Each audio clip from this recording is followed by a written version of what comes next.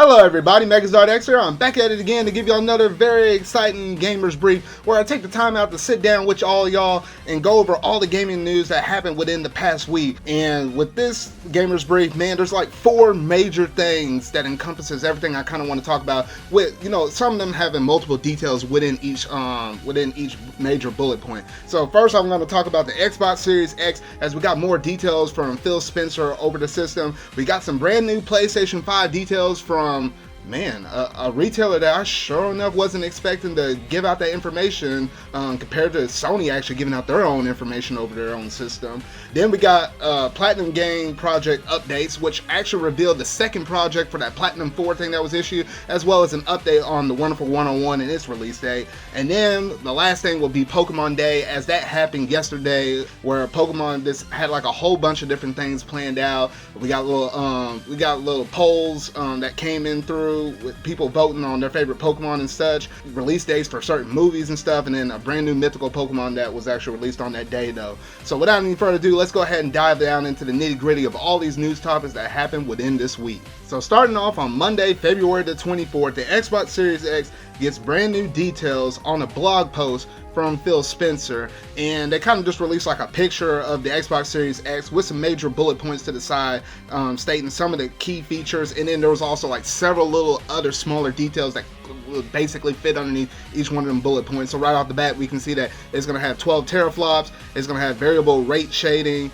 hardware accelerated DirectX, ray tracing, quick resume for multiple games, as well as some smart delivery. But if we take a little bit of a deeper dive into what it has, all the feature, we notice it's going to have an SSD storage with the next generation, and nearly every aspect of playing games is improved. You know, the game world is going to be a lot larger, a lot more dynamic, a lot more fleshed out, and it's just going to be fast travel, and it's just going to make it a whole lot faster than having like a whole bunch of different loading screens all the time. There's also going to be quick resume, and with this new quick resume feature, it's going to let you continue to have multiple games with a suspended state almost instantly, returning you to where you were and what you were doing without waiting through long loading screens. There's also going to be dynamic latency input DMI, and you know that latency it's going to be sort of kind of reduced through the HDMI 2.1, which, you know, right now most TVs, you know, they usually use like HDMI just 2.0,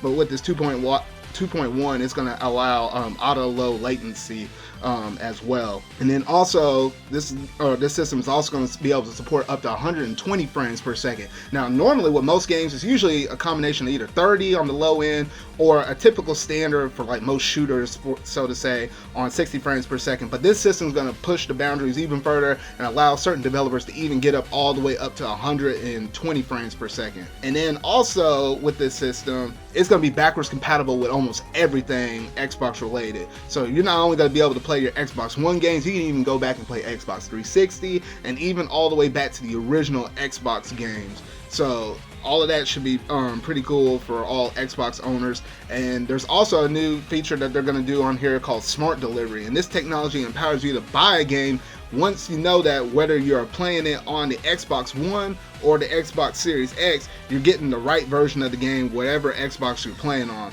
And they're making a commitment to use Smart Delivery on all exclusive Xbox Game Studio titles, including like Halo Infinite, ensuring that you have purchased a title once in order to play the best available version for whichever Xbox console that you choose to play on. And this technology is going to be available for all developers and publishers, and they can choose, you know, which titles they want to basically do it on and release it on. So you can have it like on Xbox One first, and then it can come to the Xbox Series X later. And one of the first people that actually joined and hopped on with this was Cyberpunk 2077. So if you buy a copy of that game right now for the Xbox One, then whenever you do get the Xbox Series X later down the road, hey, you don't have to actually go ahead and buy that game a second time. They basically said they don't believe in buying the same game twice or whatever though. So we know, you know, the Microsoft themselves, when they release the game, they're gonna support the smart delivery though. But for other third parties that want to hop on board with this, they can if they want to.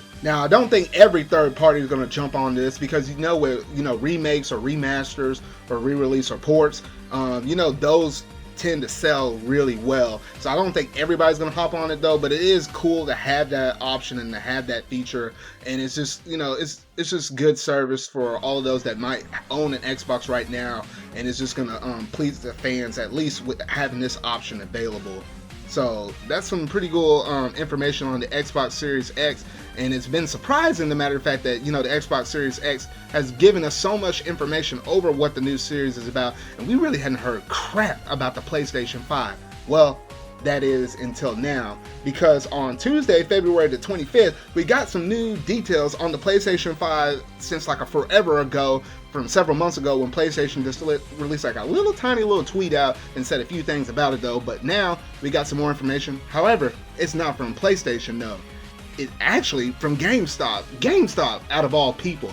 No, because they actually released on their actual official website some details about the PlayStation 5, and yes, it's coming within the year of 2020. And here's what they basically have to say about all of this. So the PlayStation 5 design includes the ability to play physical and digital media. So you'll have the ability to play digital games and downloads and streams. The new PlayStation 5 controller has been redesigned. The name hasn't been announced, and you know, they're basically guessing it could be DualShock 5 though. But with the new PS5 controller, it is confirmed to have several new features. Replacing the rumble technology will be haptic feedback, making the physical feedback between the PlayStation 5 controller and player much more immersed and realistic. The triggers on the PlayStation 5 controller will be adaptive, meaning that they can be programmed with barrier resistance to simulate actions more realistically. Design wise, it's expected the PS5 controller to look similar to the DualShock 4, but expect a few differences as well. And the PS5 specs, they went on to say even a little bit more about this stuff. Like, it's going to have full 8K TV support, it's going to have bespoke 8-core AMD chipset, 3D audio, built for purpose, solid state drive storage, backwards compatibility with PlayStation 4 games and PSVR hardware, and ray tracing capabilities. These features reveal the PlayStation 5 will boast more speed, visual fidelity, and overall power. Of course, the fact that new PlayStation 5 games will include your PlayStation 4 library through backwards compatibility is great news for current PlayStation 4 owners. Now, with all of this, I know that is really cool, because I know a lot of people have been wondering, you know, matter of fact, is it going to be backwards compatible? Because, you know, with the Xbox Series X, it's compatible with all of its previous library, for the most part, though, unless they have like a few kinks to work out, though. But with the PlayStation, we didn't know if it was, you know, there was rumors on the street that it could be backwards compatible with everything else, like, you know, the Xbox. However, we do know now it's confirmed that yes, all PlayStation 4 games will be backwards compatible for the most part with the PlayStation 5. So, hey, it's finally cool that we're actually finally able to receive some information over the PlayStation 5, because, man, it was so odd. As a matter of fact, we hadn't heard nothing from Sony's side of things, and the matter of fact that GameStop, out of all people, on their website was able to reveal some stuff that basically Sony told them. So I don't know why in the world, it's sort of kind of a weird kind of scenario why we hadn't heard too much more about the PlayStation from Sony themselves though, but hopefully here's hoping that whatever else information that they want us to know going into these console launches, competing right next to Xbox Series X, they give us all the information that we need to know, because I think sooner or later they gotta give it to us. On Wednesday, February the 26th, Plaitnum Games announces Project GG. This is the second of 4 secret Plaitnum game titles that have been revealed, and while the teaser trailer doesn't show any gameplay, it makes it very obvious that it's a homage to Ultraman and Kaiju shows. To me personally, this sort of kind of reminds me of Pacific Rims in some ways. In the trailer, it stated that this is the 3rd game in a superhero trilogy, and Kamiya never used that term before, but it makes sense as the other 2 games are Beautiful Joe and The Wonderful 101. In an interview with Kamiya, he stated that where Beautiful Joe is Kamen Rider-esque, in that one guy transforms into a hero, and The Wonderful 101 is more like a group of people transforming into heroes, Project GG is a giant hero-esque type of title. Now, the new game only seems to have recently entered development, but Plaitnum is opening a new 100-person studio to work on it, rather than just the current 15 staff that they already have working on it. It's confirmed to be aiming for release on all existing platforms, so yes, that should be, you know, pretty much all of the big 3 being, including Nintendo, as well as Microsoft and Sony. But in due time, it should undoubtedly possibly even include the PlayStation 5 and probably the Xbox Series X, because by the time that they actually finish this project, it might be a couple or even a few years into the launch of those systems though. So maybe by that point they can also release it for those platforms as well though. So that's pretty much it in terms of Project GG. Overall, I'm really kind of curious to see how this game actually plays out, and it kind of caught my interest though, but obviously we just gotta wait a little bit more and see what this game will fully be about when they're able to reveal more information on it though. But that's not all the Platinum news that we got on that day, because also we got a quick news update over the Wonderful 101, and it's been confirmed that yes, the game is going to be on sale on May the 19th of this year, and it's going to be sold for $40, and it'll be available physically and digitally as well, and it's up for pre-order now, so you can get it on the Nintendo Switch, the PlayStation 4, and on Steam. However, that's only for North America for that May 19th release, because on Europe it's going to release on May the 22nd, and in Japan it's going to release on June the 11th. So it's really nice to be able to see that Kickstarter actually come to fruition and be able to release this game. And Platinum is starting to make their certain kind of steps, so that way they're able to self-publish these games, so they can have full rights and full control over what they want to do with their game. So I'm definitely rooting for them in that regard though. But I'm really curious to see what are those last two projects that the whole Platinum 4 thing has been about, because so far we had the Wonderful 101 and now we have Project GG, and they did say with the last two, they're gonna be brand new stuff. So either they could be sequels or something like that though, but it's not gonna be nothing like in terms of like a remaster or anything like that. No, it's gonna be two completely new things though. And they said with that fourth one though, it's like a super high secret or something like that though. So I'm hoping that these last two projects are gonna be really cool, and the wait is gonna be worth it though. Now, on Thursday, February the 27th, that's the day that's been recognized as Pokemon Day for like the past couple or few years though. And there was like multiple different things that they had sort of kind of going on within their social media accounts, and sort of kind of giving recognition to a lot of different things though. But there's four major things I wanted to talk about. And the first thing I want to talk about was the Pokemon Top 10. Now on Google, there was a certain time period frame within the month of February for like a couple or a few weeks where you could have voted for your top favorite Pokemon for your Kanto, Johto, Hoenn, Sinnoh, Unova, Kalos, Alola, and Galar Pokemon. All the different 8 regions, and you can vote on these like multiple times. Once per day, but multiple times leading up to the ending of the poll or whatever though. However, now it was on that day yesterday that they actually managed to give out what were the top 10 Pokemon for basically the whole entire year though. So starting off at the number 10 slot, we had Gengar. At number 9, we have Gardevoir. At number 8, we have Rayquaza. Whoop whoop to my Dragon Boy right there. Number 7, Garchomp. Another whoop whoop to our Dragon Boy right there. Then we got number 6, Sylveon. Number 5, Umbreon. Number 4 to my main OP, the one that be running this channel, Charizard himself. Then we got number 3 with Mimikyu. Number 2 with Lucario. That's kind of interesting right there. And then the big number 1 being Greninja. And I know with Greninja, that one had a huge, probably a huge spike in popularity thanks to the anime. Because if y'all ever watch Pokemon XYZ, especially the Japanese version, that's where it was really at. Oh man, yeah, that definitely gave rise to Greninja gaining like a whole lot of popularity though, despite his controversial loss against Alon in the league though. But I just gotta say on that one, Charizard is just way too OP for that man though. But overall, it's pretty cool to kind of see those top 10 though, and I'm kind of glad we got some Dragon Love up in there though. My boy Charizard managed to get number 4, so I know you haters can back off, people that may not like Charizard as much or cancel Pokemon in general though. But that was pretty cool to be able to see that whole entire list though.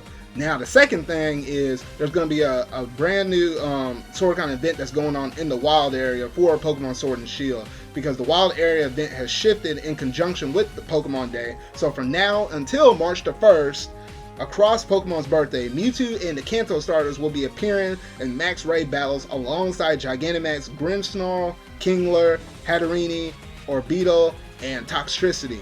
And Mewtwo cannot be captured, but it gives great rewards for beating it. So that is a little sad that you can't go and be able to, actually capture Mewtwo though. But then again, you got to think on the other side and say, you know what? You can't just have like one dude going into the wild area and catching like 10 to 15 Mewtwo's or whatever though. No, you got to have a little bit of rarity with your legendaries or whatever though. So mainly it's just, there for the challenge or whatever though. to kind of get those item drops and everything else that might be associated with that battle though. But pretty cool event just to coincide with the whole Pokemon Day theme though. And then the third thing I want to talk about was the Pokemon movie, Mewtwo Strikes Back Evolution. This was actually released yesterday on Pokemon Day, and is available to watch globally on Netflix, except for Japan and South Korea. This movie is a 3D remake of the original movie with some changes, and was released in theaters in Japan last July. And this movie can also be watched with the original Japanese voices, a first for international Pokemon movies. Now, there's sort of kind of catch-22 with this anime, or with this anime movie, should I say. On one side, on the negative side, a lot of fans, including myself, was pretty disappointed. The matter of fact that this movie did not actually release in movie theaters as compared to some, past previous Pokemon movies, or just in general within last year, because, this movie came out last summer in July of 2019, and it took them all the way until this long to be able to release it.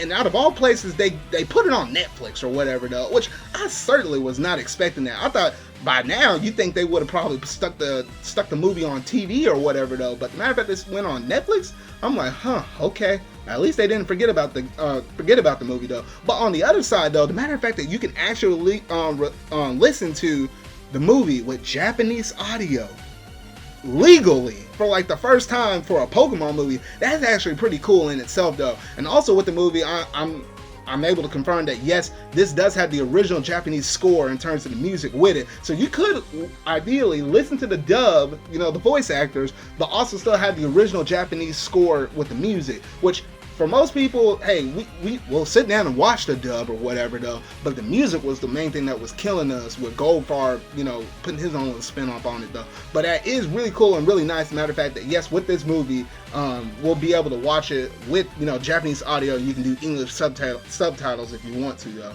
But yeah, that was the third thing I want to talk about. And the last thing I want to talk about is we got confirmation of a brand new mythical Pokemon, and it was announced. And this Pokemon's name is called Zarude, if I'm pronouncing that right. And this Pokemon will feature in the movie, the Pokemon the movie Coco, as well as in Pokemon Sword and Shield later this year. It is called Zarude, and it's a dark and grass type, and it has the ability Leaf Guard. So this thing basically looks like a monkey. Right off the bat, just sort of kind of looking at this Pokemon, I was like, it doesn't look terrible, but at the same time, it doesn't look super cool. If you go back and look at, cute little Pokemon, maybe such as like Celebi or Jirachi or something like that, or maybe sort of kind of on the weirder side, like with Genesect or something like that, this Pokemon definitely does stand out because it does look a little bit more so on the normal side of what a typical normal Pokemon that's not a legendary or a mythical actually looks like though.